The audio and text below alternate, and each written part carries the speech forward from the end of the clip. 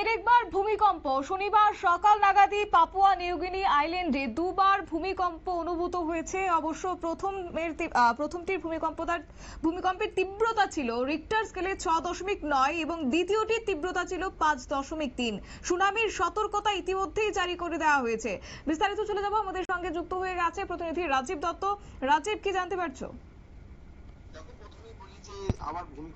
সেটা হয়েছে ঠিক অস্ট্রেলিয়ার ঘেঁষার একটা দ্বীপ, যেটা ছোট্ট দ্বীপ, পাপুয়া নিউগিনি আইল্যান্ড বলে, এবং সেখানে 5 লক্ষর মতো মানুষ বসবাস করেন। সেই দ্বীপটিতে আজ সকালে, যেটা শনিবার সকালে কিন্তু ভূমিকম্প হয়েছে। প্রথম যেটা রিক্টার স্কেলে ছিল 6.9, তারপরে কিছুক্ষণ পরে আবার 5.3 রিক্টার স্কেলে ভূমিকম্প হয়। এবং এই ভূমিকম্প যেহেতু সমুদ্রের মধ্যে এই দ্বীপ, সেই কারণেই কিন্তু যখনই ভূমিকম্প হয় তারপরে সুনামির সতর্কতা জারি করা হয়েছে।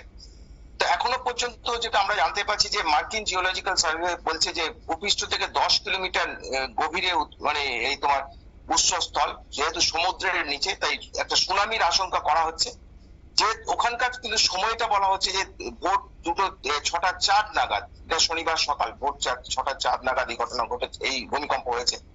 আর সঙ্গে সঙ্গে US Pacific tsunami warning centre, তাদের কাছে তারা সতর্কতা পাঠায় এবং তারা সুনামি একটা সতর্কতা জারি করে, যেটা দাবি করা হয়েছে যে 1 থেকে 3 মিটার পর্যন্ত জলোচ্ছ্বাস হতে পারে ওই দ্বীপ এবং পার্শ্ববর্তী যে আরো দ্বীপে, মানে সোলেমন আইল্যান্ড রয়েছে, এই সমস্ত দ্বীপে হতে পারে, এবং সেই কারণে সতর্কতা জারি করা হয়েছে।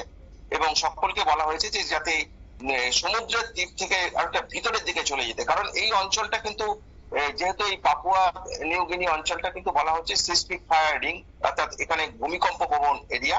এর আগেও বহুবার ভূমিকম্প হয়েছে, যেটা এখানে বহুবার 1998 সালে 17 জুলাই 7 রিক্টার স্কেলে ভূমিকম্প হয়েছিল এবং প্রায় 2180 জনেরও বেশি মারা গিয়েছিল। ভয়ঙ্কর ক্ষতি হয়েছিল এবং সুনামি হয়েছিল, ভয়ঙ্কর সুনামি সেই সময় হয়েছিল। তারপরে 2024 মার্চে আরেকবার বড় ধরনের ভূমিকম্প হয়েছিল এবং সেই সময় প্রচুর ক্ষয়ক্ষতি হয়েছিল। তবে এখনো পর্যন্ত আমরা সেভাবে ক্ষয়ক্ষতির পরিমাণ জানতে পারিনি, যেহেতু ওখানকার মানুষ এটা জানেন, কারণ অত্যন্ত মানে তোমার ভূকম্পন প্রবণ এরিয়া, সেই জন্য মানুষও তৈরি থাকে। কিন্তু যাতে বিপদ না হয় সেই কারণে কিন্তু সুনামি হতে পারে একটা আশঙ্কা করা হচ্ছে, এবং সেই কারণেই মানুষকে বলা হয়েছে সমুদ্র তীরবর্তী অঞ্চল ছেড়ে অনেকটা ভিতরের দিকে চলে যেতে। তবে ক্ষয়ক্ষতি কিছু হয়েছে, কারণ এতটা ওখানে কিন্তু 6.9 অত্যন্ত তীব্র ভূমিকম্প পরপর একদম হয়েছে, দুটো, একটা 6.3, একটা 5.3। তাতে আশঙ্কা করা হচ্ছে ক্ষয়ক্ষতি কিছু হয়েছে, সেটা খোঁজ খবর নেওয়া হচ্ছে। যেহেতু মানে অত্যন্ত একটা যে সমুদ্রের মধ্যে দ্বীপটা, সেই কারণে কিন্তু সুনামি আশঙ্কা করা হচ্ছে, এবং সেই কারণে কিন্তু US Pacific tsunami warning centre, তারা কিন্তু সুনামি সতর্কতা জারি করেছে। শতাব্দী, একেবারে ধন্যবাদ।